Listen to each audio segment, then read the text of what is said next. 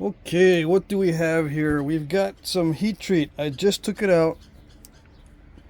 I cooked it all day yesterday at 375 degrees Fahrenheit maximum temperature for, I don't know, I'm hoping it was about 4 hours, but I ramped it up kind of slowly. A typical heat treat, you dry it out for 24 hours at between 200 and 220, something like that. So that was 24 hours of drying it out, and then I'd raise it 50 to 100 degrees, a couple notches on the dial every so often, maybe every hour or so, until you get to the temperature you're looking at. So I raised these to 375. This is all, no, not all, mostly Georgia chert. Now what's interesting is it all looked pretty much the same when I put it in, but some of it becomes darker and some of it doesn't. That's the first interesting thing.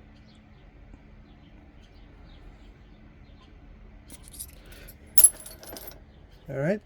The second is I haven't broken into these, but the second interesting thing would be to see if it reaches the interior of some of these larger nodules at that lower temperature. Now, you can do what they call soaking, which means you heat it for more than 4 hours. You heat it for like, I don't know, 20 hours, and it should soak all the way through, get the same temperature all the way through. But I don't usually do that. My maximum temperature, I usually hold it for no more than 4 hours. One, because it's expensive to hold it for longer than that. And number two, it usually does the trick, especially on flakes. But I'm going to get into this this piece here because I have a lot of these. I end up having a lot of these. All right, these cortical flakes, and they're kind of lumpy. I like working these, but I don't like it when they're not consistent. So I always try to see if the heat treat works on these in the middle, in this turtleback area. Why do I like working these? Because I like working any flake that's got cortex, because just under the cortex usually is interesting stuff, if not the easier stuff to nap. I like working near the cortex. It's my favorite part of the rock. High risk, yes, it's a high risk area because it's usually full of cracks. Ooh, that naps nicely. See how swirly it is there, but very consistent looking there. Sometimes I make arrowheads out of these little flakes that come off. Where'd they go? I want to see one that came off of there. Yeah, sometimes I work these and leave a little bit of cortex if they're big enough.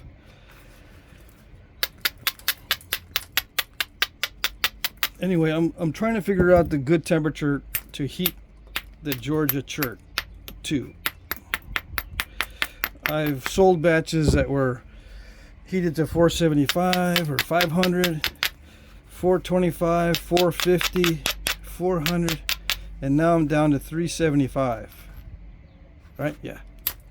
375. I need to write that down because my senility will not allow me to remember that for too long.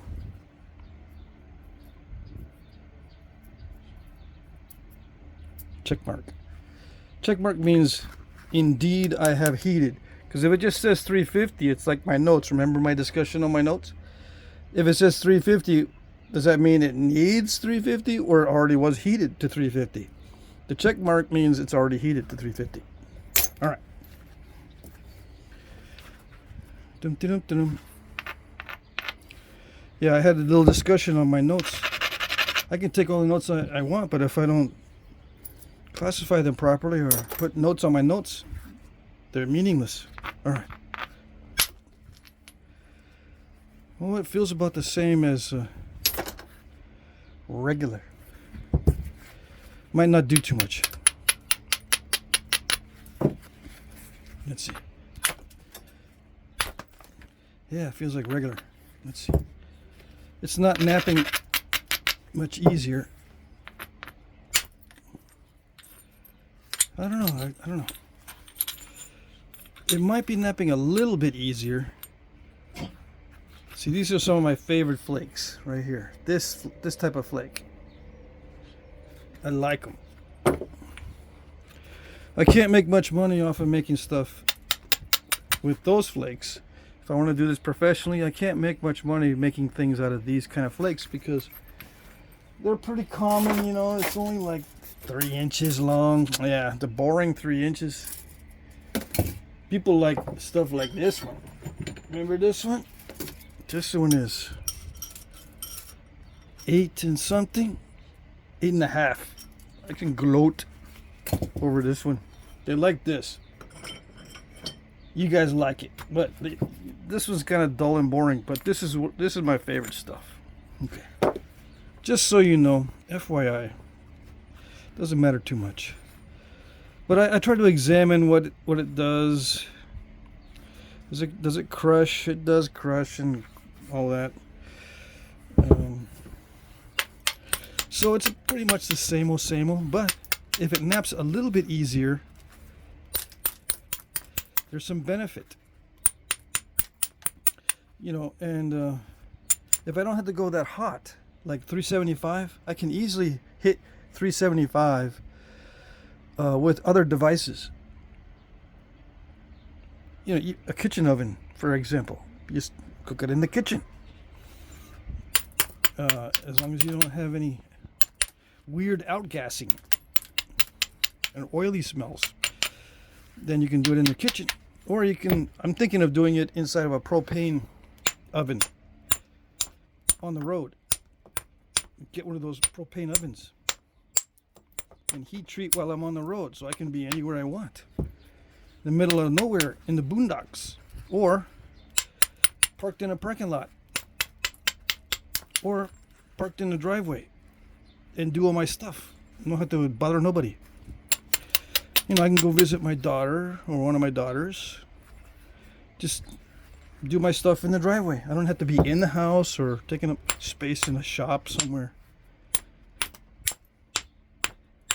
Because I like working with heat treats. Anyway, the lower the better. Both in terms of cost, safety, that kind of thing.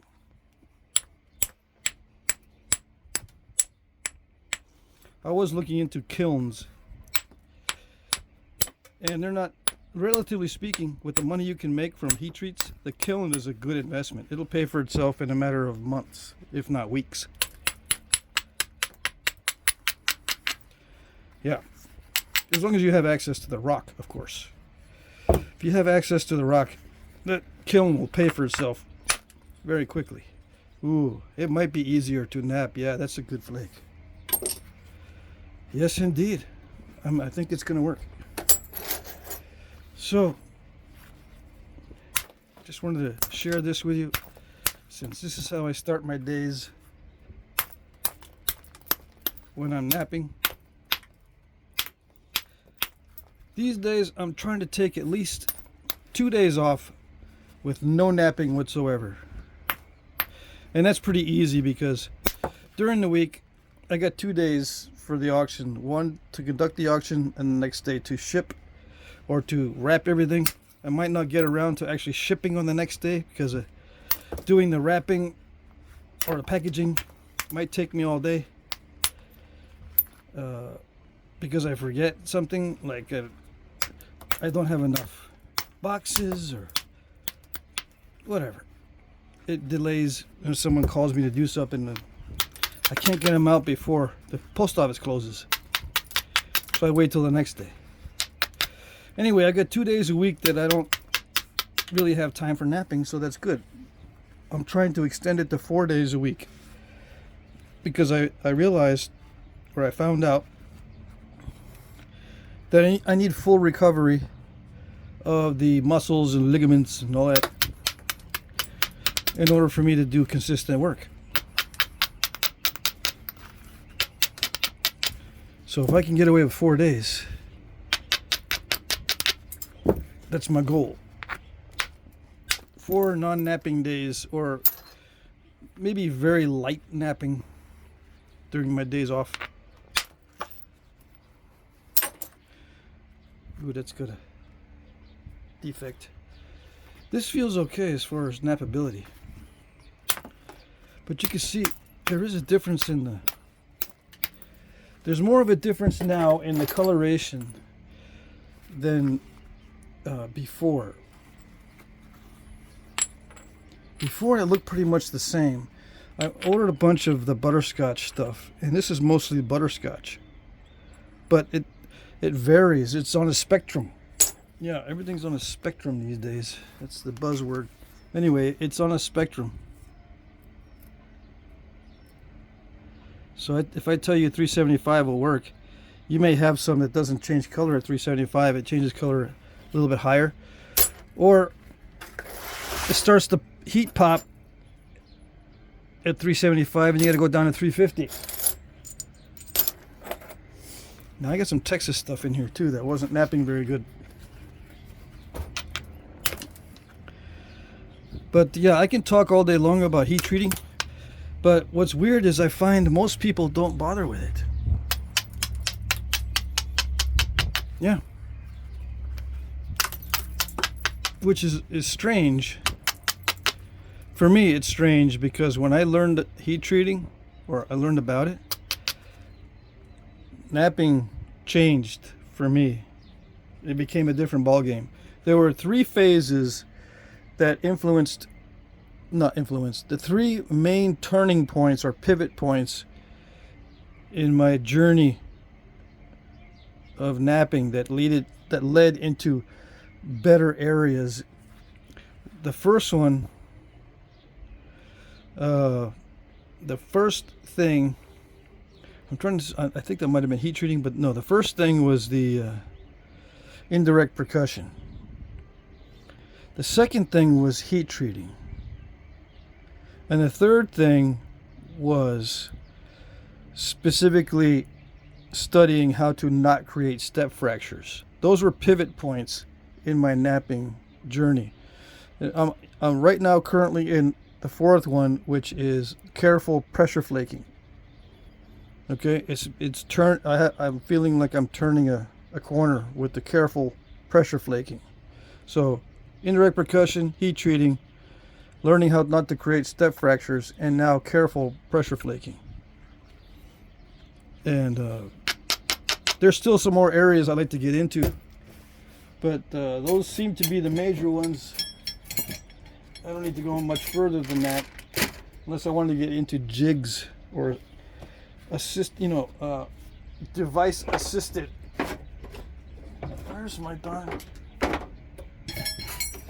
device assisted napping? Okay. I was working on my tools last night, doing maintenance on my tools, and now I lost my main tool. Dang it. Where is it? My steel rod. I want to use my steel rod. Oh, I know where it is. It's in the vise. I'm modifying my steel rod. You'll see. So what do I use in the meantime?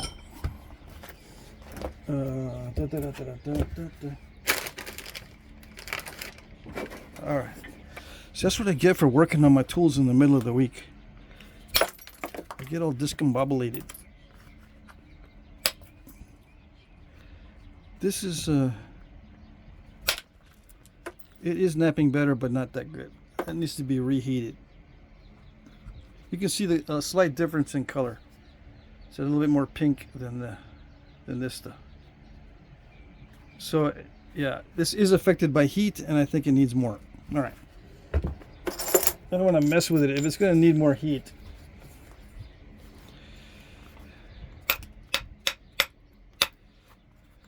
I don't mess with it that much. I know pretty much right away. Yeah, that one needs more heat too. How about this one? This one was really bad. Actually, this one was good. Ooh, it does not need more heat. Nope. 375 is actually too much heat for this. Alright, so let me just... I'm going to stick this with the clunkers and...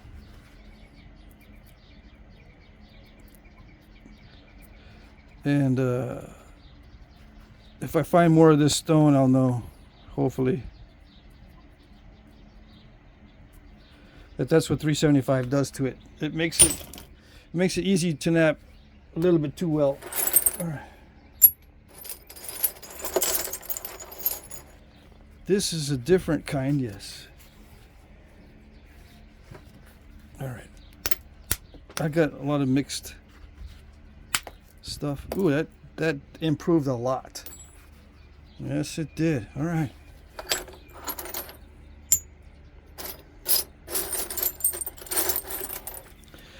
Ooh, this one's very, very cruddy. I don't know if I got this on film. Still feels cruddy, but naps easier. And there's some spots in here that are better than other spots.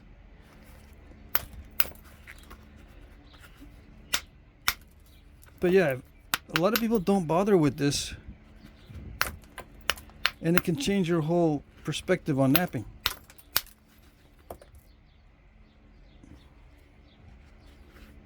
It could become a joyful experience.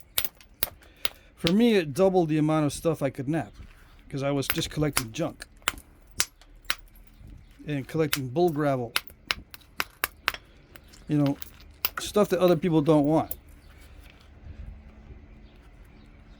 Are you gonna nap that? No, not really. Gonna have it. That was me.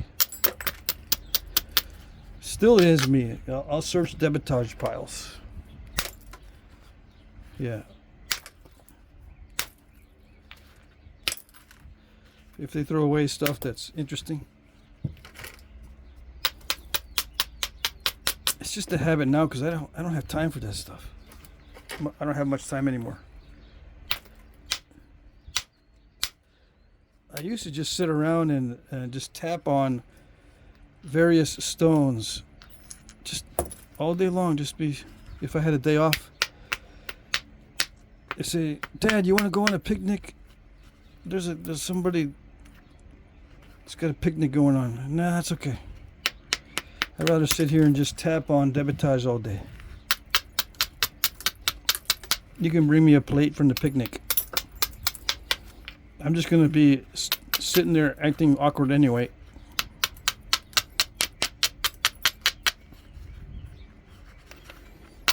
Okay. But we're not going to bring you any good stuff because we're going to eat it all. That's okay. That's okay. You know that I like the nasty food anyway. If it's too good for me, I don't like it. If the barbecue's too good, I don't like it. That's what I used to tell them. Don't worry, I only like the nasty food. Whatever you don't eat, I'll eat. It was funny. Sometimes I'll say stuff just to get a funny look. Like, you don't mean that.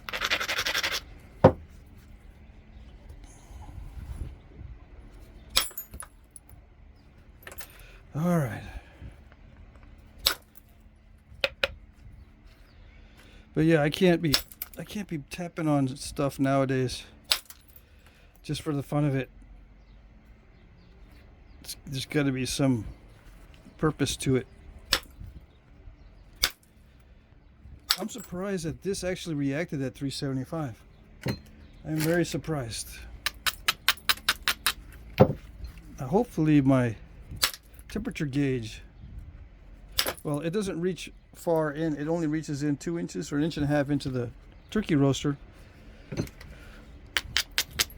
I'm thinking the middle is cooler than the sides, but maybe the middle is hotter than the sides.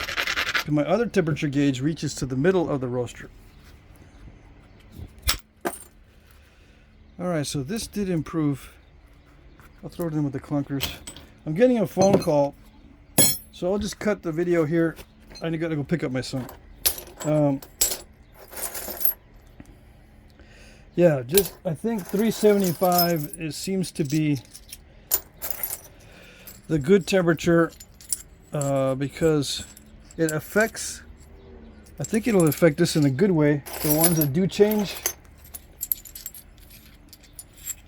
and the ones that don't change very much, it still affects them in a good way. There's still a slight effect with this Georgia chert. So I'm going to tend to heat at the lower range, 400 or below instead of 400 and above. All right, just a little bit of FYI.